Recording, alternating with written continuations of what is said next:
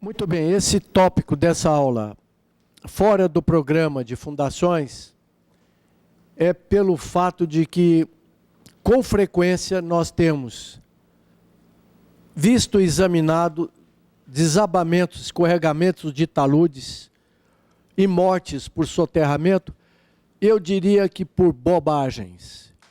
Eu ainda seria mais enfático, culpa da própria universidade, que cumpre bem a parte muito teórica, mas o resultado final não é atendido como devia ser, que são aspectos reais da questão da cortina e do empuxo. Muito bem, para que se possa entender isso de uma forma responsável e profissional, tem que se entender bem o que é tal de empuxo, que é o que faz ou que provoca os desabamentos e os escorregamentos de taludes ou de encostas ou de contenções. Haja vista a quantidade enorme de desastres naturais aí por escorregamento de encosta. Haja vista com frequência no período de chuva, mortes por soterramento de taludes ou de cortinas. Muito bem. Então é preciso examinar esse fenômeno da forma que eu diria assim, bem correta. Ou seja, precisamos começar a definir o vilão de toda essa história chamada empuxo. O que é empuxo, na realidade? Empuxo é uma força, não é pressão.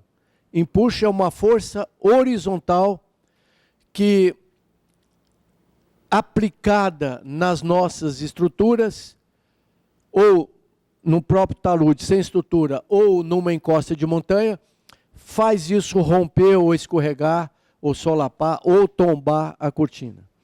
Essa força é chamada de empuxo. Muito bem. Essa força que aplica numa cortina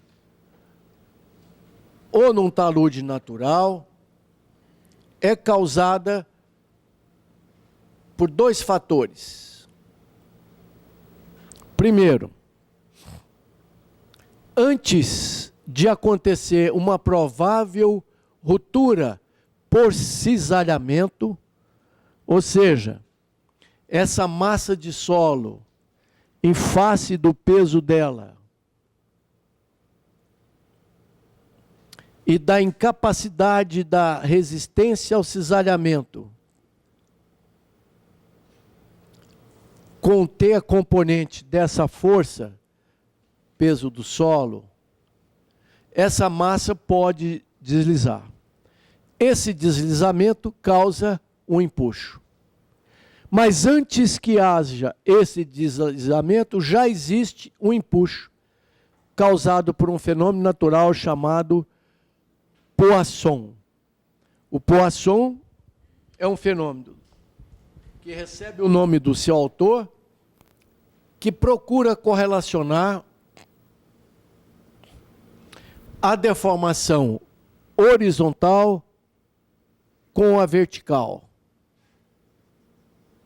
Então, o coeficiente de Poisson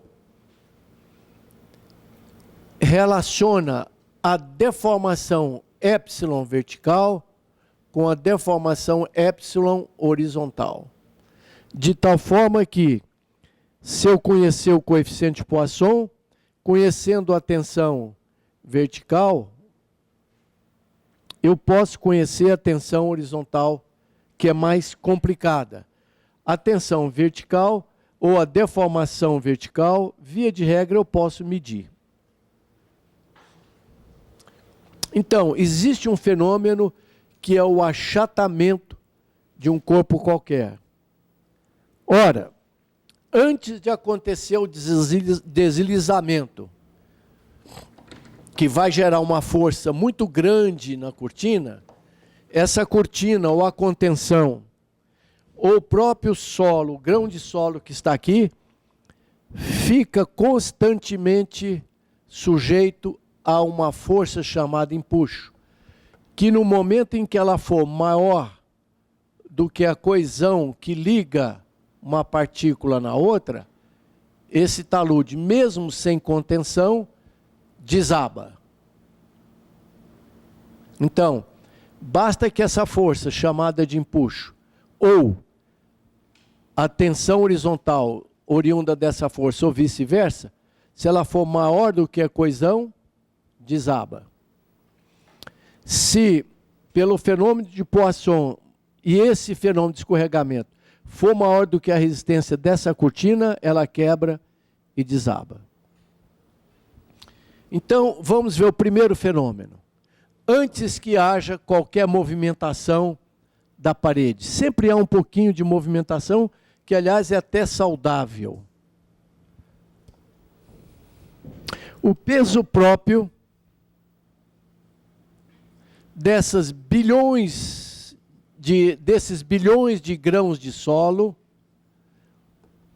aplica em qualquer profundidade, em todas elas, uma pressão vertical, chamada de pressão vertical. Essa pressão vertical, que vem do peso de cada grão, é igual o peso específico do solo vezes a profundidade que eu estou examinando. Então, naturalmente, as camadas de solo e os grãos que estão em cima de qualquer um deles vai produzir uma força vertical.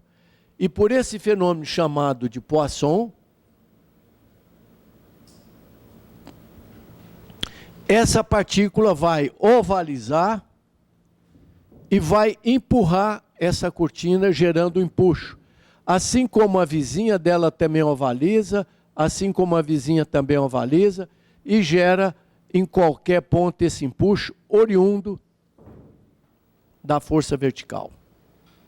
Então, dependendo desse coeficiente e do peso de solo que está acima, eu posso dar um empuxo maior ou menor.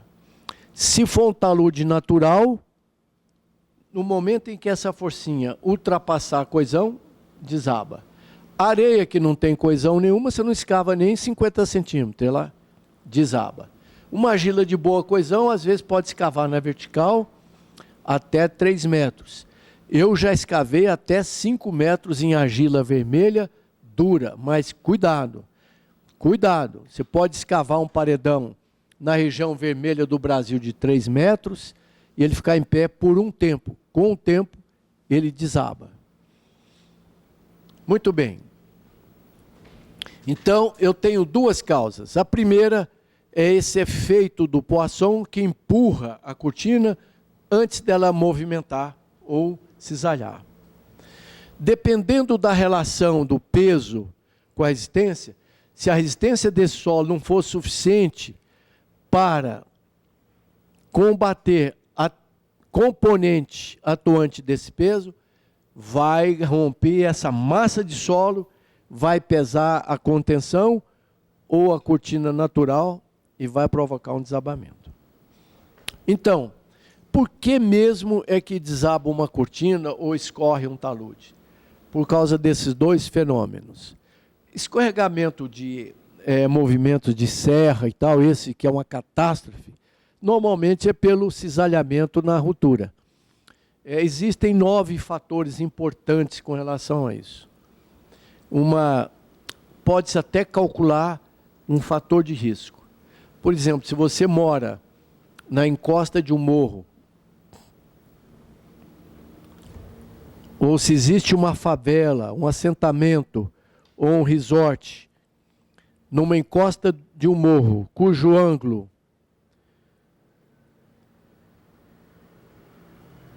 é maior do que 25 graus, toma cuidado, porque encostas com ângulo de mais de 25 graus podem, não obrigatoriamente, mas podem escorregar. Segundo fator importante, ao contrário do que se imagina, ele não cai, em geral, a estatística e análise de vários casos que eu pude ver, ou retroanalisar, ou estudar, mostraram que no lugar de uma chuva pesada, se ele sofre antes uma chuva de saturação, ou seja, 3, 4 dias aquela chuva mole e tal, e de repente uma chuva pesada, é um fator de risco também alto. É provável que ele escorregue depois disso. Por quê? Essa massa já está saturada, ainda recebe mais essa quantidade de água. Um outro fator de risco grande é se existe na interface uma camada mais dura do que uma camada superficial. Isso funciona como uma superfície preferencial de escorregamento, ou seja, como se fosse um escorregador natural. Então, se você vai construir numa encosta, faça umas sondagenzinhas, corta um minutinho. Te ligo daqui um pouco.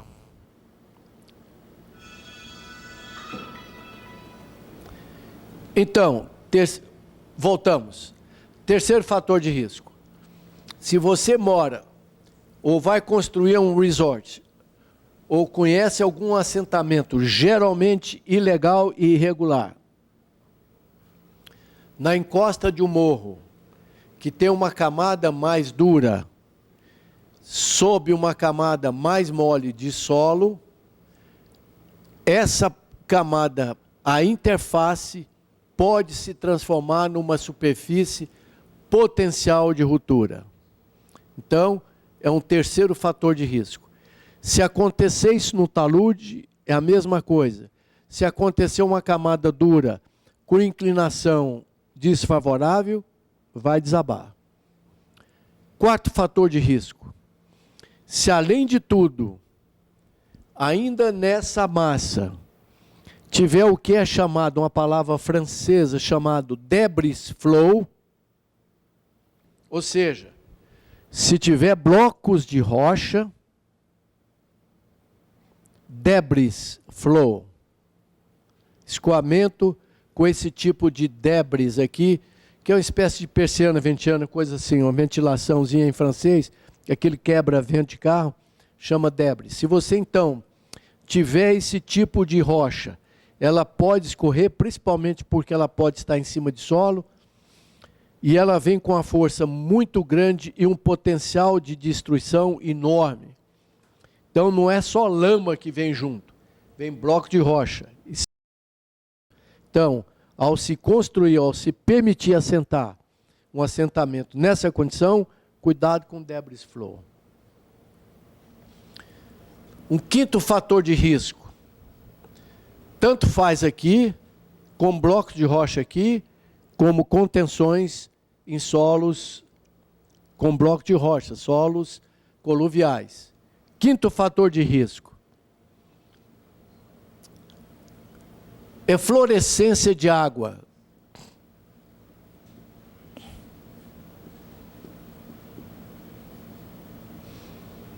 Que o pessoal de campo chama de minadouros. Então tome cuidado se, de repente, no período de chuva, começar a brotar água por aqui assim, ou num ponto aqui assim. Essa água ela está percolando por aqui e vai amolecer exatamente a interface, ela vai quebrar a coesão dessa interface e é um fator de risco para o eventual deslizamento dessa massa. Então, tome cuidado com esses locais onde tem minadouros de água. Sexto fator de risco. Se você vai construir perto de uma montanha, onde já aconteceram escorregamentos,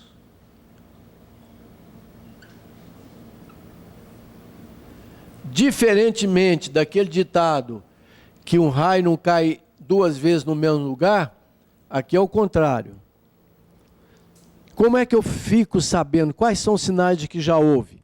Às vezes é uma parte assim da mata pelada, sem vegetação, ou uma cicatriz, ou uma vegetação diferenciada. Cuidado, que ali é uma zona useira e vezeira de provocar um deslizamento. Então, se você vai fazer uma obra por aqui ou vai fazer um corte, muito cuidado. Sétima, se na coroa do provável deslizamento já houver trincas, tome muito cuidado. O primeiro sintoma e a primeira providência é colmatar essa trincazinha com pasta de cimento. Se a trinca for muito fina, pode usar uma pasta de cimento assim, de 1 de cimento para 2 ou 3 de água, para ela colmatar essa trinca urgentemente. Chame a Defesa Civil ou alguém da prefeitura da sua região, porque por aqui vai entrar água que possivelmente vai amolecer ou vai enfraquecer a resistência do solo nessa região, e é um fator de risco muito alto. Dificilmente um talude escorrega ou desaba sem avisar. Dificilmente. Às vezes os avisos são muito sutis, a gente não vê. Não é? Existe uma regra prática que eu desenvolvi e já disse aqui nas aulas, e insisto com frequência nisso, é que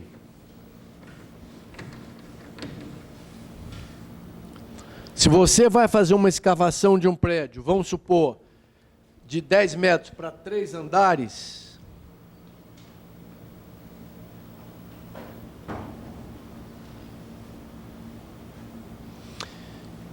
vai acontecer uma pequena trinca aqui, inofensiva. Se isso aqui tem 10 metros de altura, preste atenção na trinca que nasce aqui a 1/3 ou a 1/2. Examinando 28, aliás agora, 29 casos de desabamentos, o último foi ontem. Essa trinca letal aparece numa distância igual a altura sobre 3 ou altura sobre 2. É a mesma providência. Colmate essa trinca com pasta de cimento urgentemente. Porque essa trinca que está a 1/3 ou a metade, ela pode estar exatamente contaminando a provável superfície que vai desabar. E a água é um dos principais fatores de problema. Né? Por isso, as coisas acontecem na época de chuva. E, finalmente, mais um fator de risco também muito frequente é eventual falta de drenagem ou corte. Se alguém fizer um corte negativo aqui para fazer uma obra, essa água passa a infiltrar e virar um foco de infecção. Então, se tiver uma berma, que é esse corte aqui, ela pode, se não for bem drenada, tem que ter calhas, etc., para evitar que essa água forçada faz isso. Então, é possível, através dessa experiência, construir uma tabela de fatores de risco. Não é que a gente, dando peso para cada um desses fatos, constrói uma tabelinha. Eu já fiz isso há uns 2 anos atrás, vou ter que refazer agora. Uma tabela simples para o cidadão que está lá morando na base de um problema desse, possa saber se ele deve continuar ou tirar a família de lá. Uma outra coisa como cidadão que eu tenho feito com frequência, avisar que, sem truculência, a Defesa Civil e a Prefeitura tem que ser duro com esse pessoal que mora nessas zonas. Porque às vezes de dó a pessoa chora, porque a única casinha, a família não tem para onde ir, ele acaba sem querer matando essas famílias. Então, vai aqui um recado para os meus amigos da Defesa Civil, que são muito eficientes, para os bombeiros e os fiscais de prefeituras. Nesse caso, sem truculência, tire o pessoal de lá, porque senão eles podem vir a morrer. A sua complacência pode matar muita gente. Se analisando esses fatores, se encontrar um fator de risco, uma média geral acima de 5, tire o pessoal de lá. Muito bem, voltando ao aspecto técnico.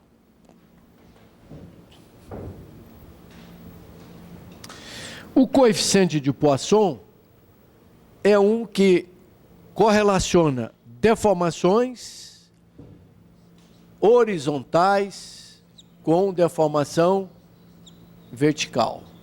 A vertical é mais fácil de obter, porque eu meço. A horizontal é difícil. Através do coeficiente de Poisson, eu chego lá. O coeficiente de Poisson, no universo conhecido, varia de 0 a 0,5. Muito bem. Ao lado e em paralelo com o coeficiente de Poisson, existe um outro chamado coeficiente de empuxo do solo, que correlaciona a tensão horizontal com a tensão vertical. A tensão vertical é fácil de conseguir, porque ela vale a sobrecarga ou o peso próprio do solo, que é γH, e mais algum peso de edifício, caminhão, monte de terra, etc. Aliás, o que faz isso romper não é só o peso desse solo, porque o peso desse solo vai dar uma componente cisalhante aqui, paralela à superfície de ruptura, que é chamada de tensão atuante, que se for maior do que a tensão resistente, desaba. Mas se alguém colocar a terra aqui, que é muito comum, o pessoal quando escava o subsolo, amontoa ou armazena a terra aqui. Então, ele está simplesmente aumentando essa componente e mantendo aquela de resistência sem mexer. Então, a possibilidade aqui é muito grande de desabamento. Esse tal coeficiente de empuxo, que é mais ou menos aparentado do Poisson, que permite, conhecendo a tensão vertical,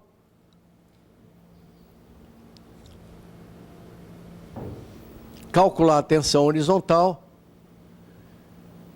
se manifesta de 3 formas. Coeficiente de empuxo do solo pode ser coeficiente de empuxo ativo, coeficiente de empuxo no repouso, também conhecido como capa zero, coeficiente de empuxo passivo. O coeficiente de empuxo ativo, isso tem que ficar bem assentado, bem fixo. É aquele que o solo, ou aquele que se afrouxa o solo. Se você afrouxar o solo com escavação, vai gerar o empuxo ativo.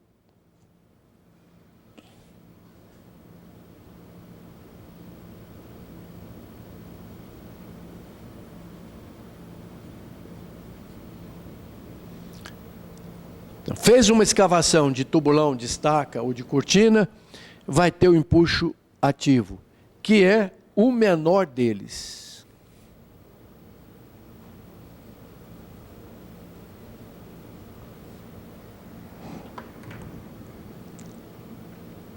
Então, no momento em que você afrouxa o solo,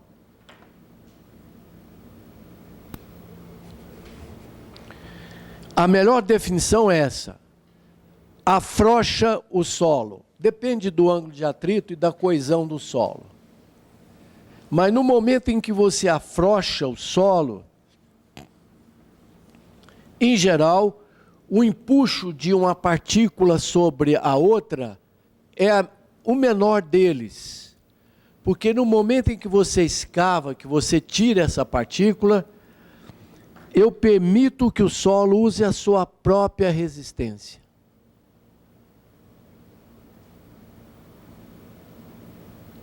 Então, essa mola acaba de uma certa forma, assim por assim dizer, esticando. Se por acaso for maior do que a resistência da mola, desaba. Se não, eu deixo usar a resistência da mola. Por isso ele é o menorzinho. O segundo é quando não se mexe no solo.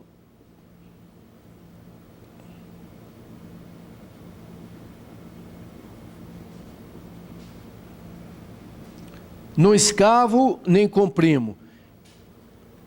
Em qualquer ponto aqui, ele é intermediário em termos de valor.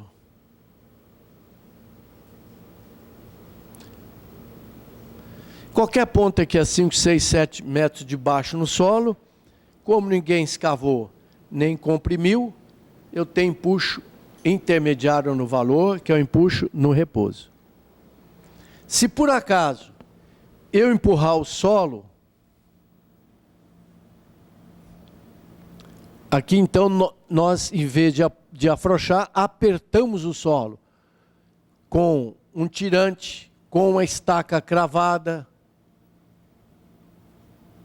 O solo reage com a maior força possível.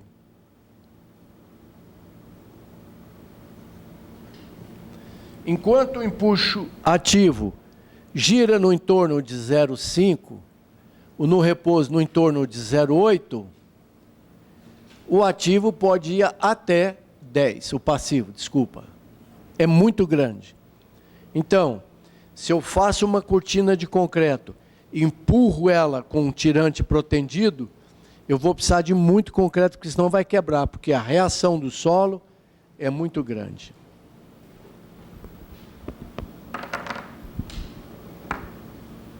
Vamos fazer uma demonstração prática. Qual é seu nome? É Pedro? Vem cá.